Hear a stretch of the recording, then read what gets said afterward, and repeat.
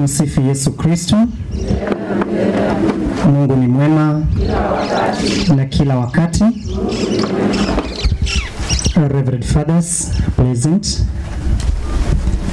Father Sebastian, Father Ben, Father Ben in absentia, our parish priest, Father Sebastian,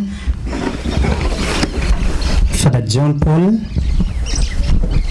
and Father Alex. Mgeni wetu wa heshima siku ya leo, Sister Ruth, masista wote, brother, our seminarian, na Wakristo wote kwa jumla, Muyai ni mseo, Mavinda onde, kikamba yangu imeisha. Sina ingine ya kunena, mkitarajia ingine, poleni sana. Tumsifu Yesu Kristo. Siku ya leo tumealikwa hapa kwanza kabisa na Kristo mwenyewe, ndio tukaweza kuja kushirikiana pamoja na mmoja wetu kwa kila kile chakula ambacho Kristo ameweza kutuandalia siku ya leo. Pia tumealikwa na rafiki yetu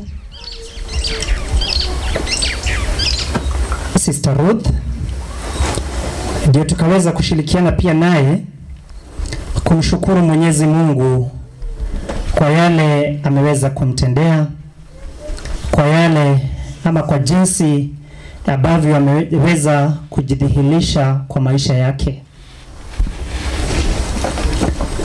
Pia tunaunganika hapa ndipo tukaweza kumshukuru Mwenyezi Mungu pia kwa sababu ya njia moja ama nyingine ambayo tumeweza kuona mkono wake Mwenyezi Mungu kupitia kwa Sister Ruth. Mimi mwenyewe kabla niendelee sana, ni vyema niwatahadharishe. Tumsifu Yesu Kristo. Mnaweza tarajia nitakuwa na Kiswahili sana, Kiswahili sina. Sister Ruth alinifundisha kidogo tu, alafu akatoka akaenda. Sijui kwenye alienda. Kwa hivyo mkisikia inanitoloka kidogo, poleni sana. Tumsifu Yesu Kristo. Siku ya leo tunasherehekea sikukuu ya Bikira Maria mtakatifu aliyekingiwa dhambi ya asili. Na inalingana vizuri sana na siku ambayo tunamsherehekea mmoja wa wale ambao wameweza kuitwa ndio wakaweza kuiga ule mfano wa Maria, yule aliyekuwa mtakatifu na yule aliyeweza kuchaguliwa na Kristo na Mungu ndio awe mzazi wake Mungu. Katika somo letu la kwanza tunasikia kuna kitu ambacho kinaitwa wito, a call.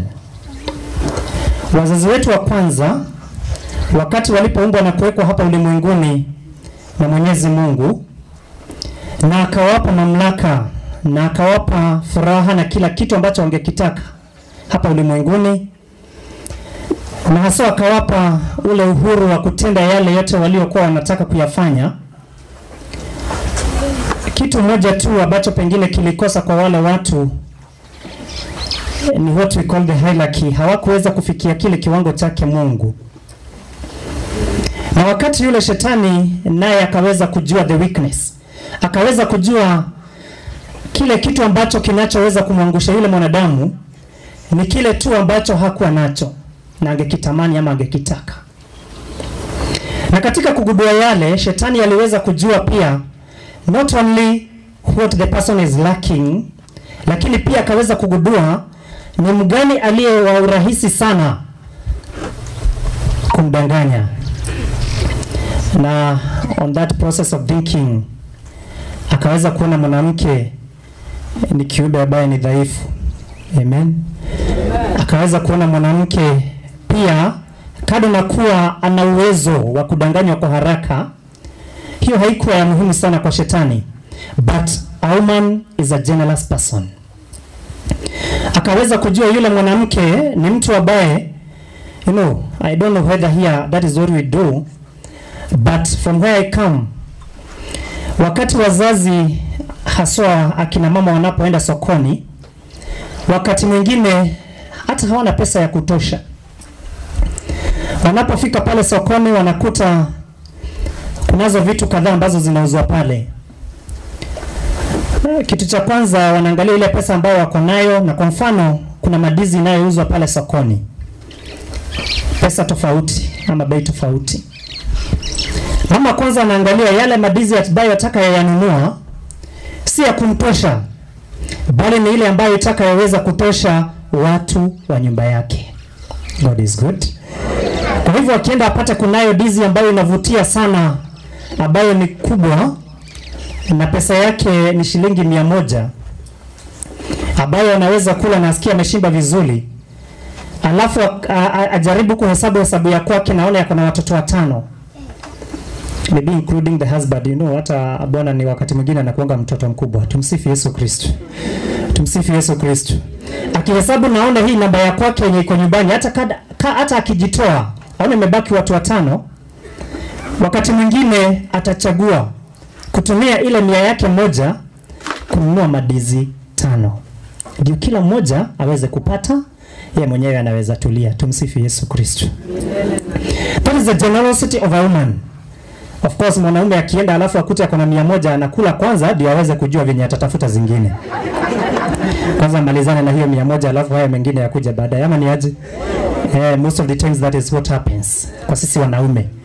Now hatuna ile mambo ya kufikiria huyo mwingine kwanza, first as then tufuate haya mengine. So wakati shetani alivyogundua yale, alimwendea yule mwanamke akazungumza naye. Of course women they are generous even when it comes to speaking.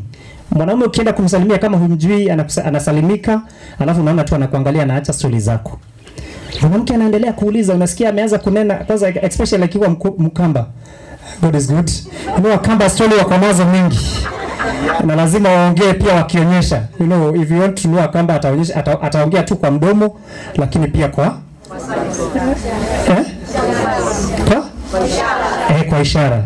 Yeye anakuonyesha anafanya hivi, yani you can tell even from far huyo ni Mkamba. Tumsifu Yesu Kristo. So wakati yule nyoka alimwendea yule mwanamke na wakaanza kupiga gumzo, aliweza kumdanganya ya kwamba ukila ile tunda utaweza kutoshana, ama mtaweza kutoshana na Mwenyezi Mungu, because mtaweza kuongezeka kimawazo. Yule mwanamke aliposikia the deal akaona hii si mbaya, lakini hii singetaka inisaidie peke yangu. Tumsifu Yesu Kristo. So akaona nitachukua lile tunda nile pia niweza kumpelekea bwanangu. And that is how women they put us into temptations. Wakafanya tuanguke. Hata kama si wao, si tungekuwa tu sawa. So akachukua lile tunda akala, alafu akampelekea bwanake. Baada ya kumpelekea bwanake, mpaka hapo amefanya makosa. Mpaka hapo kuna makosa ambayo amefanya. Amen. Mpaka hapo tumefika, kuna makosa ambayo wamefanya. Of course walikuwa wamekatazwa. Kwa hivyo kuna makosa ambayo wamefanya. Lakini Mwenyezi Mungu ni mwenye huruma. Na kila wakati anataka kutusamehea yale yote ambayo tumeyafanya. So wakati walipofanya hayo, Mungu yule aliyejawa na huruma akawajia wale pale Shabani. And the first call came. He called out to Adam. Akamuita. Adam naye akaitika, akaulizwa uliko. Badala ya kusema penye amejificha, yeye anajibu kusema mimi niko hapa nyuma ya Amen. Hiyo Biblia sijui ni gani mmesoma. Alisema ako hapa nyuma ya Tumsifu Yesu Kristo. Alisema ako wapi? Alisema amejificha. Alisema ako uchi. Mungu ni mwema. So hakusema amejificha, na hakusema ako hapa nyuma ya mti, bali alisema yeye ako alijibu lile swali. Unajua sasa hapa niko ukambani, sitaki kutaja mtuse. Tumsifu Yesu Kristo. Tumsifu Yesu Kristo. Hakujibu swali aliloulizwa. Aliweza kujibu swali tofauti na lile aliloulizwa. Na baada ya kusema ako uchi, Mwenyezi Mungu akaendelea kupiga gumzo na kumuuliza, nani aliyekuambia? Tena hakuweza kujibu ni nani alimwambia. Alisema ni yule mwanamke. Wakati alipoulizwa, kwani ulila lile tunda ambalo niliwaambia msile? Akasema ni yule mwanamke uliyenipa. That is the greatest sin aliyoifanya. Kwa sababu alikataa kukubali ile dhambi aliyoifanya, na pengine kama angekubali aseme yes, nilikula ile tunda, naomba unisamehe. Mwenyezi Mungu aliyejawa na huruma angeweza kumsamehea na maisha yake iendelee. Tumsifu Yesu Kristo. So the call that he was called, he never responded to the call the way God wanted him to respond. Hakuweza kujibu ule wito jinsi ambavyo Mwenyezi Mungu alivyokuwa amemuita, bali alijibu kulingana na yeye matakwa yake, bali si kulingana na yale Mwenyezi Mungu aliyoyataka. Na kwa sababu hiyo, hata mwanamke alipoulizwa na pia nyoka, wote walilipwa kulingana na yale majibu aliyopeana. Na malipo waliopewa is the punishment that they were given. They were given punishment. Nyoka akaambiwa atakuwa anatembea kwa tumbo. Mwanamke na nyoka wakati wa uadui, na bwana ama yule jamaa na yeye akaambiwa kila kitu atakachokila lazima awe na uchovu, lazima aweze kumwaga jasho. Tumsifu Yesu Kristo. That is what went on baada ya wao kukataa kujibu ule wito Mwenyezi Mungu aliyokuwa amewaita. Katika somo letu la Injili tunasikia Bikira Maria, huyu mwanamke bora kuliko wanawake wengine wote, huyu mwanamke mtakatifu, huyu mwanamke aliyechaguliwa na Mwenyezi Mungu. Mwenyezi Mungu anatumia malaika Gabrieli ndiye akamtuma na akaenda akamuita Maria. Na wakati alipofikisha ujumbe kwake Maria kwa yale mambo ambayo angetaka kuyafanya, tunamsikia ya kwamba Maria aliweza kujibu yale yote ama ule wito alioitwa na Mwenyezi Mungu in a very positive way. Ameitwa na malaika kwa jina ambayo yeye mwenyewe hata hailielewi. Anashangaa, which kind of a call is this one that you are calling me? Alafu anapewa ujumbe ule malaika aliyokuwa ameuleta kwake. Na tukimalizia tunaona ya kwamba Maria aliweza kukubali yale yote. Anasema, tazama mimi ni mtumishi wa Bwana, nitendewe ulivyonena. Hakusema ama hakujibu kama Adam na Eve jinsi walivyojibu kulingana na venye walitaka kujibu, bali yeye alisema nitendewe ulivyo kama ulivyo nena. As you said, let it be done to me. So she gave herself to God. Alijiachilia kwake Mwenyezi Mungu. Hakuanza kujipeleka ama kwenda kulingana na matakwa yake ama kulingana na jinsi yeye mwenyewe anavyojisikia ya kwamba ametosheka ama ndio njia iliyo sawa, lakini yeye mwenyewe alijiachilia kwa mikono yake Mwenyezi Mungu. Ndio Mwenyezi Mungu akaweza kumuelekeza, akaweza kumuonyesha njia iliyo sahihi, njia ambayo yeye mwenyewe angetaka aweze kuifuata. Na hii ndio kielelezo chema ambacho tuko nayo siku ya leo, ambayo Sister Ruth anataka kufuata. Ya kwamba ameweza kutembea kwa muda, ameweza kuwa in conversation with the angel Gabriel, ameweza kuwa in conversation with God for a number of years. Wakati alipoitwa ama akajisikia yeye mwenyewe ni kama ameitwa.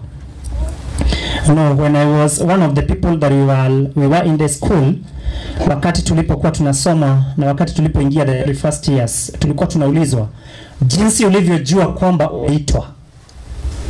One of the guys alisema yeye wakati alikuwa mdogo alikuwa very close to sisters. So yeye mwenyewe huyu kijana alikuwa naishi akijua anataka kuwa sister. Tumsifu Yesu Kristo. Wakati atakapokuwa mkubwa. God is good. Na hata wakati alikuwa mkubwa akaenda kwa masista kuwaulizia jinsi atakavyofanya ndio akaweza kuwa sister. Of course you know, hata ukiona nguo kama hizi utakosaje kuadimaya? Tumsifu Yesu Kristo. At least unajua hata hawa watu wenye wako hapa wakiona yangu iko na madoadoa mingi hawataona kama kuna kitu inasema, lakini hii yenye ni nyeupe. Nyeupe? Hiyo. Ndio nilikuwa nataka mwalimu anijibu lakini nyinyi mmejibu. Sawa tu. Tumsifu Yesu Kristo. So wakiangalia jinsi ambavyo nguo yake iko ataitamani. Naona mpaka mwingine ameanza kuamka pale kuangalia kwani ikoje. Tumsifu Yesu Kristo. Kuna ule mvuto. So huyu kijana akavutiwa na wale masista ambao walikuwa wanakaa ama washirika iliyokuwa inafanya kazi kwa ile parokia aliyokuwa anafanya kazi pia. Pengine father wako walikuwa anakaa na kasoke black. So what can you admire in the black cassock? God is good. So alikuwa anatamani. Na wakati ulipofika, of course, baada ya kusema yale yote aliyokuwa anataka, sasa aliweza kumuelekeza kwa njia iliyokuwa sawa. Na ndio sababu sasa aliweza kujipata kwa seminari, na tulipoulizwa that was hiyo ndio aliyoweza kuisema. Pia sister, kuna yale aliyoyaona ama kuna jinsi alivyoweza kupata ile sauti ya Mwenyezi Mungu ikimuita. Pengine alilala tu akaota. Kasikia akajipata tu akiwa sister, ama akajipata, unajua nao wengi wanaweza kuwa anajipata akiwa father. Anajikuta akiinua mikono hivi kwa blanketi. Tumsifu Yesu Kristo. Sasa akaenda kwa father kumwambia angetaka kuwa father pia, na yeye pengine akaabwa sijui, I don't know, ile jenye alipata ule wito wake. Mimi yangu ilikuwa very simple. Yangu mimi niligongwa tu na gari. Na si accident, si ile ya kugongwa na gari nikiwa nje. Nilikuwa kwa ndani ya gari. Gari kagonga bump vibaya. Tumsifu Yesu Kristo. Na nikagongeshwa hapa juu, nikasema mimi nitakuwa father ndio niwe nikijibeba na gari, nisiwe na gongeshwa kwa gari. Na mimi hapo nikakuwa father ndio huyu mimi sasa. Tumsifu Yesu Kristo. Tumsifu Yesu Kristo. So it came from a very minor thing. And you are not expecting very big things to happen so that we may hear this voice of God calling us. Wakati mwingine inatoka tu kwa njia. Sasa baada ya kuingia seminari, nikiingia siku yenye nilikuwa naingia ndio nilikuwa nasikia sasa watu wanasema, sijui mwalimu wa nasale anasema ati wakati nilikuwa nasale akiuliza nani ataombesha, nilikuwa naombesha kila wakati. Alafu nikimaliza kuombesha, instead ya kufanya ishara ya msalaba kama wengine, nafanya kama nimeitoa kidogo kwa mwili. Unajua kuna ile ya kuiweka karibu na mwili na kuna ile ya kuitoa kwa mwili. Tumsifu Yesu Kristo. So ati yangu nilikuwa naitoa kwa mwili, sikuwa naileta kwa mwili sana kama venye pengine nilikuwa naona father wakifanya. So the call of God inakuja ama inatujia kwa njia tofauti. Different ways. Hatutaitwa kama Maria atututumwe malaika Gabrieli. Hatutaitwa kama Father John ndio ugongeshwe gari ama ugongwe na gari ndio kaweza kuwa father ama ukaweza kuitika. Hautaitwa kama Sister Ruth ama kama wale sister wengine wote, mapadri wetu kama brother ama kama seminarian kama wengine wote, ama pia kama wazazi ambao tuko na wao. Hutaitwa wito wako kama wengine. Your call will be in different ways. Abraham, Mungu mwenyewe alijileta. Maria ametumwa malaika. Tumsifu Yesu Kristo. Father John alitumiwa gari mgonge ama driver mgongeshe gari. Tumsifu Yesu Kristo. So kila mtu anao ile njia Mwenyezi Mungu anayoitumia kuwaita. The most important thing is how we respond to the call of God. Jinsi unavyojibu ama itika ule wito ambao Mungu amekuita. Sijui sisi wa Kristo ambao tumeitwa wito wa familia, jinsi ambavyo tulivyoitika, na baada ya kuitika tumeweza kulimia ule wito kwa njia inayokaa vipi. Ama tuliitwa alafu tukifika katikati tukaanza kudoubt ile wito ambayo tuliitwa. Tukaanza kuona ni kama si kuwa hapa. Tumsifu Yesu Kristo. You know, there is this time that I asked some people somewhere, nikawauliza, saa hii ukirudi kijana unaweza kuwa nini? Wakina mama wengi wa CWA wakiinua mikono walisema mimi naweza kuwa sister. Nikajua huyu alichagua ule wito wake, ameanza kuregret kuwa mama. Tumsifu Yesu Kristo. Tumsifu Yesu Kristo. Na hata wengine wetu hapa pengine tukijipata tu sisi ni wanarika, tutajipata wengine tukichagua the opposite call more than the one that we yelling. Na hata wale ambao wataka uchague huo wito wa doa wengine hawatachagua huyo bwana mwenye wako na yeye ama bibi mwenye wako naye. Tumsifu Yesu Kristo. Mtu atasema mimi nitakuwa mama lakini huyu asikue ndiye bwanangu. Nitaenda kwa mwingine. Nitachagua mwingine mmoja pengine naona kama ni yeye kwa sawa kuliko huyu. Tumsifu Yesu Kristo. There is already a person who is regretting. Mtu ameanza kuona ya kwamba ni kama nilipita ile njia ambayo haikuwa sawa, ambayo si yenye nilikuwa nafaa kuifuata. But what are we supposed to do? Like Adam and Eve, is like they realized the call. Ama ile kitu ambacho Mungu aliweza kuwapa, it was not the rightful thing. And they started now looking for the rightful thing for themselves, not according to God. Sisi kama Wakristo, baada ya kuitwa na Mwenyezi Mungu kwa ule wito ambao tumeitwa wa Ukristo, kwa ule wito ambao tumeitwa kama akina baba, akina mama katika wito wetu wa familia, Sisi kama mapadri, sisi kama mabruda, sisi kama masista, sisi kama wote, kwa ule wito ambao tumeitwa na Mwenyezi Mungu, wakati mwingine kunazo changamoto kadhaa tunazopatana nazo. Sister, najua pale ambapo umefika kutoka wakati Mungu alipokuita ukiwa msichana mdogo na ukaendelea kuwa mkubwa, ukakuwa sister na you took your first profession. Pengine ulianza kusikia like, wakati mwingine unasikia ni kama hii kitu inakuwa ngumu kidogo.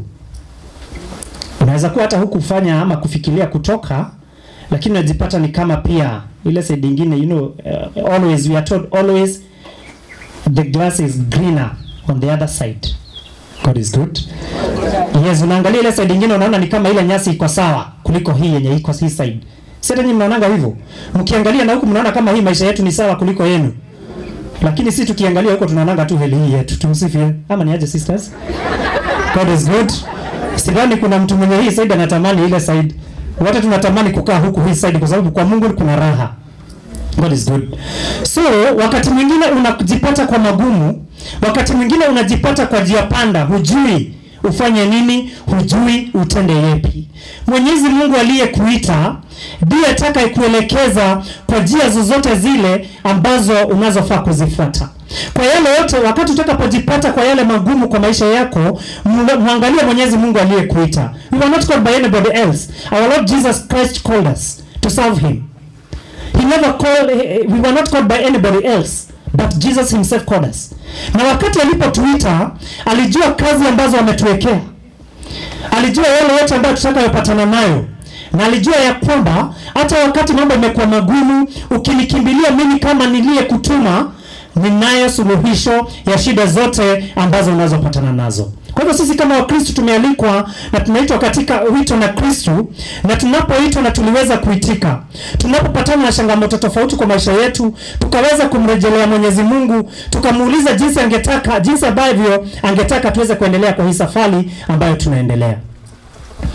Siku ya leo tunapoendelea kusherehekea kipaji cha wito wa Sister Ruth, ni wakati pia sisi wa kutafakari na kujiuliza jinsi ambavyo tunavyoishi ule wito ambao Mwenyezi Mungu ametuita. Am I being faithful to my call as a priest? Am I being faithful to my call as a sister, as a brother? Am I being faithful to my call as catechist? Hata catechist anaitwa wito. Pia kama Mkristo, mimi ni mwaminifu kwa ule wito ambao nimeitwa.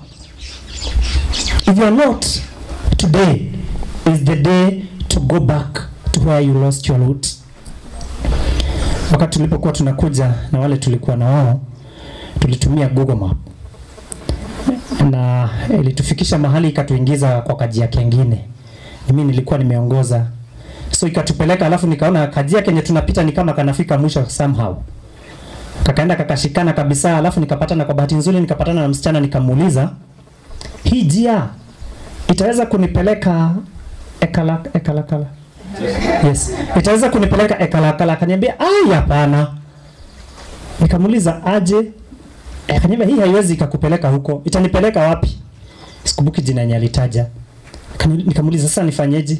Kama unataka kwenda itabidi umerudi hiyo kwa hiyo barabara ya black, alafu uteremke hivyo. Barabara ya black alimaanisha lami. So alafu uteremke hivyo uende nayo mpaka mwisho. God is good. So mimi nikarudi Rivers, nikageuza gari, alafu nikapatana na majamaa wenye tulikuwa na wao. Pia na wao walikuwa nakuja tu kwa ile, hata Google Map yao ilikuwa inaonyesha tu njia yenye nilikuwa nimefuata. Tukapatana na wao nikawaambia sasa lazima mnaenda mtoni. Tumsifu Yesu Kristo. Lakini kama mnaenda kwenye mimi naenda, itabidi mgeuke. Wakapiga U-turn, tukarudi. Tumsifu Yesu Kristo. Tuliporudi ilibidi tumerudi pale kwa ile barabara ya black ile tulikuwa tumeachana nayo, ndio tuweze kuifuata. We go back to the route that we were supposed to follow. And that is how our calls are. Wito wetu, wakati mwingine tunajipata ya kwamba tuliweza kupoteza njia zetu. Tulikosa kufuata ile maagizo ambayo tulipewa na Mwenyezi Mungu. Tulikosa kumfuata Mwenyezi Mungu ambaye ni yeye anatuonyesha njia ambayo tunayofaa kuifuata. And the time that we realize we are losing the focus, it is good to accept and to become humble. Kama mimi nikijifanya mimi kichwa ngumu nimwambie, kwa nini wewe ulikuwa umenileta huku? Siwacha niende nione kwenye itaenda. Ningefika kwa mtu alafu nifike mwisho nishangae nitafanya nini? God is good. And that is how I would lose my opportunity of coming into this beautiful place. So na sisi katika maisha yetu tunaoangalia the call of Abraham, of our first fathers, the Adam and Eve. Walipogundua wamefanya makosa, badala ya kurekebisha makosa yao, waliendelea kuongeza makosa mengine juu. And that is how sometimes we are. Wewe unajikuta kama mtu kwa familia umefanya, kwa sababu kuna jambo ambalo pengine ulikuwa unafanya hungetaka lijulikane. Na baada ya kurealize kwamba umeulizwa, unaona sasa hebu nitafutilia ka uongo kingine, God is good, ndio nifunike ile makosa mengine nilikuwa nimefanya. Unaongeza ka uongo, God is good. Kale ka uongo unaona kama kanaweza kudulika vizuri, alafu inabidi sasa uongeze ka uongo kingine juu. Tumsifu Yesu Kristo. So you continue doing more sin, or losing the focus instead of trying to recorrect yourself. Wakati tunapogundua ya kwamba ile njia amba ule mwelekeo ambao tumeushika hautuelekezi kwenye Mwenyezi Mungu angetaka. Sisi kama Wakristo, hasa Wakristo wa Katoliki, tumepewa sakramenti ya kitubio. Ndio tukaweza kumrejelea Mwenyezi Mungu na kumwambia ya kwamba tumekosea, tukajinyenyekeza mbele zake, tukamwambia aweze kutusamehea na aweze kutusaidia, ndio tukaweza kuifuata ile njia iliyo sahihi. Na tukiendelea kuwa na ule uzoefu wa ile sakramenti ya kitubio, tuweze kuizoea, tuweze kumwomba Mwenyezi Mungu msamaha mara mingi, tutajipata ya kwamba tunaelekea kwa njia iliyo sawa. I learned that one when I went into the seminary, and there is something we used to call, and we also call it today that way, but now I'm saying what we used to call it that time, the examination of conscience. Jioni, wakati baada ya kufanya kazi zako zote huko kwetu katika mambo ya jioni, and I think kuna kitabu na kuanga nayo ya Kikamba inaitwa Mboyasia Kikamba, Mboyasia something ivuku ya Mboyasia Kikamba. Kuna kitu kama hiyo nimejaribu. God is good. So kuna kitabu kama hiyo ambayo niko nayo kama imekataa. So kwa ile kitabu, kwa ile maombi ya jioni, kuna wakati ambapo unafika na kwa ile sala tunaambiwa ya kwamba tuweze kunyamaza ama tuweze kutulia, ndio tuweze kutafakari yale yote ambayo tumeyatenda ambayo hayalingani na matakwa yake Mwenyezi Mungu kwa hiyo siku. Most of the times what we do, wakati tunaposoma pale, tunamaliza kusoma pale, tutafakari yale ambayo tumeyatenda ambayo hayalingani na matakwa yake Mwenyezi Mungu.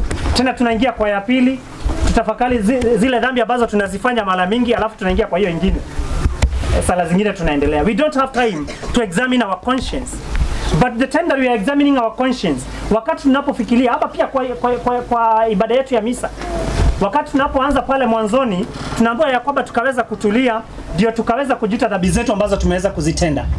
Wakati mwingine tunapoambiwa tuweze kujuta zile dhambi ambazo tumezitenda, wakati mwingine unaona Father akinyamaza na ameinama vizuri hivi kama venye Father Alex alikuwa ameinama vizuri hivyo. God is good.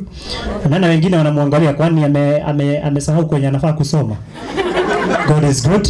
They fail to examine their conscience. Go back. Penye ulipoteza njia ndipo tunaalikwa tukaweza kurudi pale tulipopoteza njia za ule wito ambao Kristo alituita sisi kama Wakristo, na ndio tukaweza kufuata ile njia iliyo sawa, ile njia Mwenyezi Mungu anayotuita. And the time that we go there, one of the things that we realize is that we are called to serve. And the call that we are called by God is the call of love. Tunaitwa ndio tuwe watu ambao wanaweza kuwapenda wenzao. Once you love the other person, you don't have any reason to do something that it is not okay. That's something that is not good to that person. You will always try to give the best to that person. Wakati unapogundua ya kwamba, ama wakati you do what we call the examination of conscience, and you realize that there is a sin that you have always been doing it, then you start making an effort of trying to avoid that kind of a sin. Na zile dhambi ni zile dhambi tunasema kuna yale ambayo tunayotenda kwa matendo yetu, kuna zingine tunazotenda kwa kutofanya jinsi vyenye tunavyofaa kufanya. And that is where I want my concentration to be. Sister, you have been called to serve by God. And now he is putting even the stamp by taking your final profession that I'm ready to serve the whole of my life. I'm ready to serve God the whole of my life. Na ule wito ambao wakati ulipoitwa na ukaitika na ukasema uko tayari kuendelea kumshughulikia kumfanyia kazi ama kumtumikia Mwenyezi Mungu kupitia kwa maisha yako, you have been called to serve. And the service has never been easy. Hakuna wakati hata mmoja maisha ya utume imewahi kuwa rahisi. If you look at all the apostles, if you look at Jesus and those people who are so faithful to Jesus, they always have something that made them to suffer. The same applies. You're going to suffer in the service. Wakati mwingine unasikia, huko kwetu tunasema adorema kugagira gemino maga kugira bu, something of that nature. Wale watu ambao umesikia hapa wakisema hao, God is good, hao tu ndio watasema tu hao hata wameanza kupractice. Tumsifu Yesu Kristo. God is good. The same people, but sometimes it becomes so hard to serve the people who are making you to feel the pain. But when that time comes, remember Jesus himself. Baada ya kuwapatia watu waliokuwa wamekosa maji, in the person of God himself, God the Father, akawapatia maji wakati walipokuwa wamekosa maji wakiwa jangwani. Wakati alipowapa chakula wakati walipokuwa hawana kitu chakula. Wakati alipowaongoza kwa njia na yale mambo mazuri aliyowatendea, wale tu hao ndio waliweza kumsulubisha. Tumsifu Yesu Kristo. And that is life. But what makes it more beautiful is the time that you don't give up. You continue serving them with all that what God gave you. Wakati majaribu imekuwa mingi, remember what we are told in the second reading, in the gospel reading. Do not fear. Usiogope.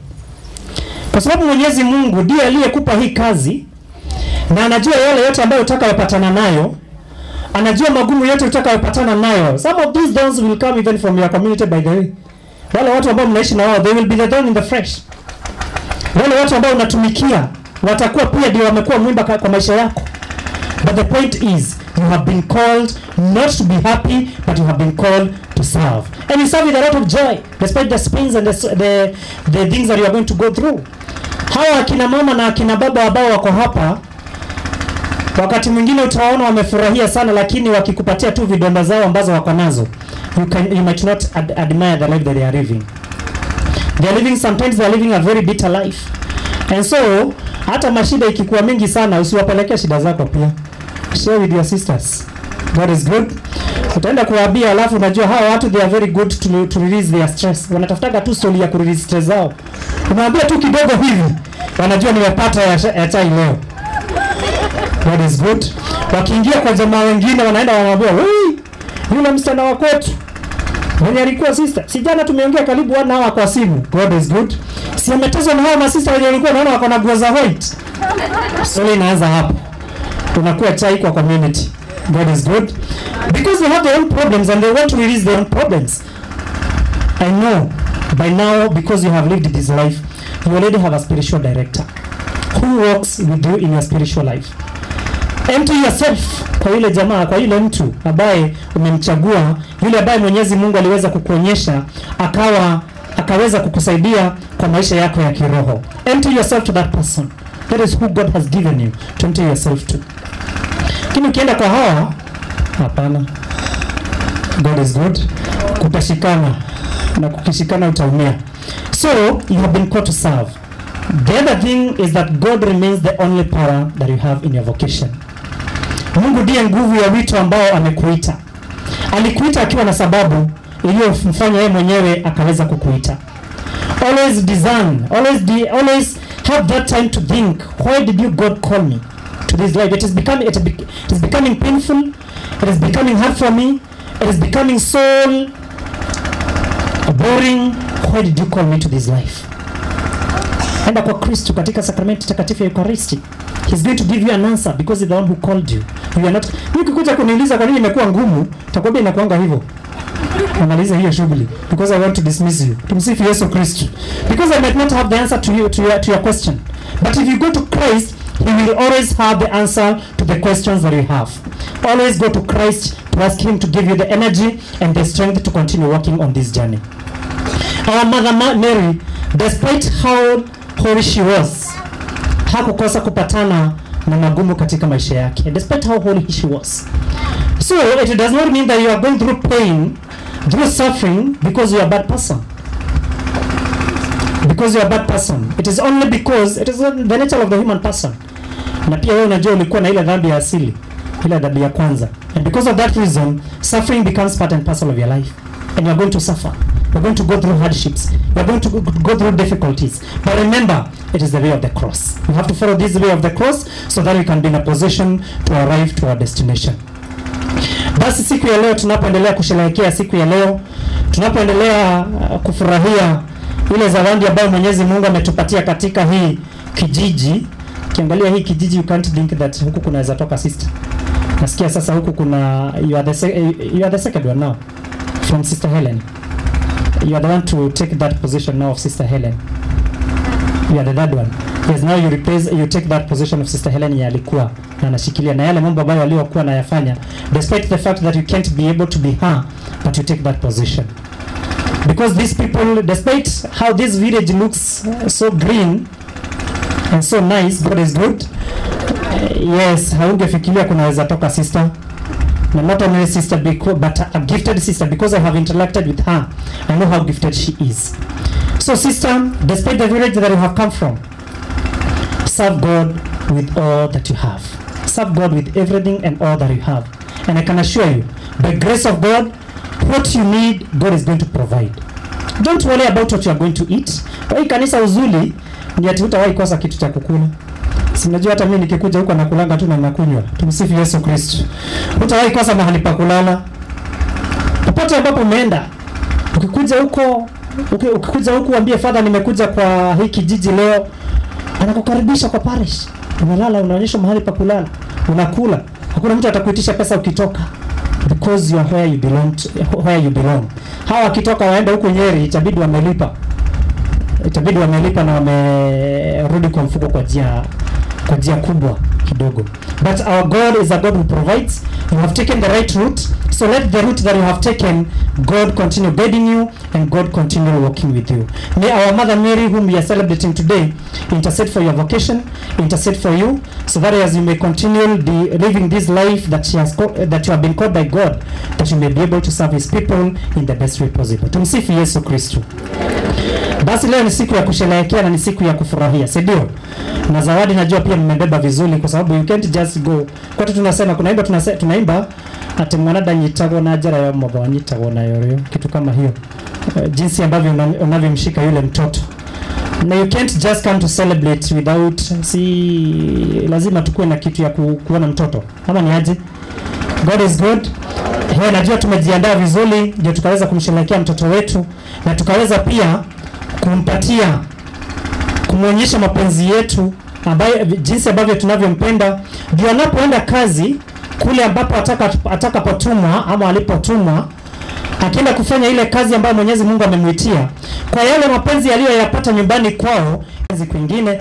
Na pia tuwe watu wa sala ambao tutakaokuwa tukimwombea kila wakati, ndipo Mwenyezi Mungu akaweza kutembea pamoja naye na kumsaidia katika maisha yake. Tumsifu Yesu Kristo.